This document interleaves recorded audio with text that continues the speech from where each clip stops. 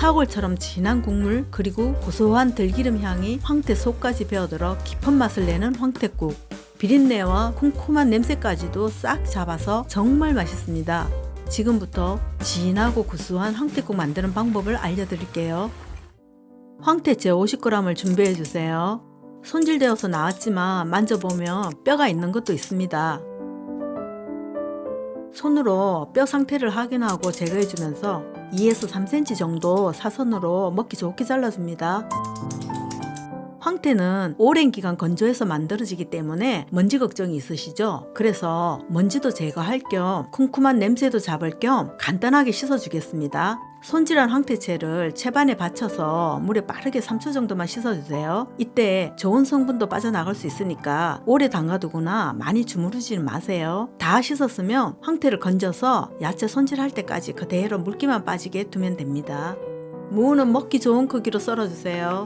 황태 50g에 무는 200g 정도면 충분합니다. 대파 한 대를 송송 썰어주세요.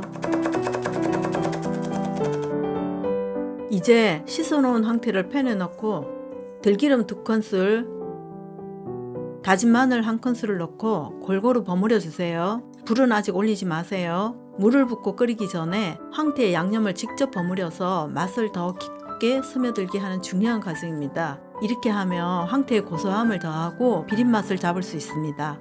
다 버무렸으면 이제 불을 올리고 황태를 볶아주겠습니다. 불은 중불로 해주시고 1분간 볶아주세요. 요즘 볶지 않고 하는 방법도 있는데 해보니까 밍밍하고 깊은 맛이 영 안 나더라고요. 이렇게 살짝 볶아주면 들기름과 다진 마늘이 황태에 확실하게 배어들어요. 이런 전통 방식이 더 고소하고 깊은 맛을 느낄 수 있습니다. 들기름은 약 200도 미만의 낮은 온도에서는 푸른 연기가 발생하지 않습니다. 황태도 젖은 상태고 어느 정도 물이 있는 상태에서 낮은 온도로 볶기 때문에 발연점보다 높은 온도로 올라가는 상황이 발생하지 않아서 걱정하지 않으셔도 됩니다. 1분 동안 볶았으면 그 다음 무와 국간장 1큰술을 넣고 볶아주세요. 황태와 무에 국간장을 넣어서 간을 입혀주는 과정입니다. 마찬가지로 1분 동안 볶아주세요. 이제 끓이는 과정만 남았는데요. 불을 강불로 해주시고 쌀뜨물 1컵을 넣어주세요. 쌀뜨물이 없으면 그냥 물을 넣어도 괜찮습니다. 1컵만 먼저 넣는 이유는 황태의 육수를 빠르게 뽑아내기 위해서입니다. 여기서 뚜껑은 열고 끓여줘야 비린내를 확실하게 날려줄 수 있습니다. 육수가 바글바글 끓으면 이제 나머지 쌀뜨물을 모두 넣어주세요. 팔팔 끓을 때까지 계속 뚜껑을 열고 끓여주세요.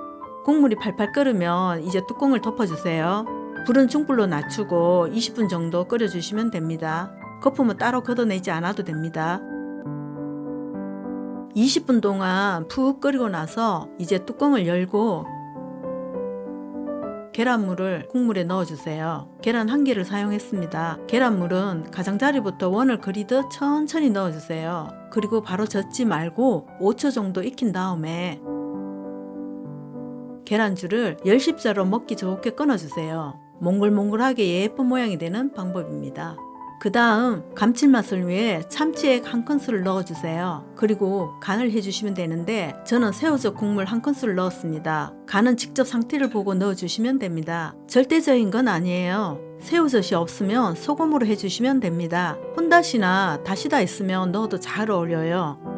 이제 마지막으로 대파를 넣고 후추 3분의 1 작은술을 넣어주시면 황태 속까지 고소하고 깊은 맛이 나는 맛있는 황태국이 완성되었습니다. 추가로 콩나물을 넣고 싶으면 대파를 넣을 때 같이 넣고 5분 정도 더 끓이면 황태 해장국으로도 만들 수 있습니다. 이렇게 만들어 드시면 비린내도 안 나고 황태 속까지 들기름의 고소한 맛이 나면서 정말 맛있습니다. 진한 사골처럼 보약을 먹은 것 같이 든든합니다.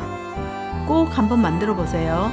오늘 보신 영상이 도움이 되셨나요? 구독, 좋아요 부탁드립니다. 감사합니다.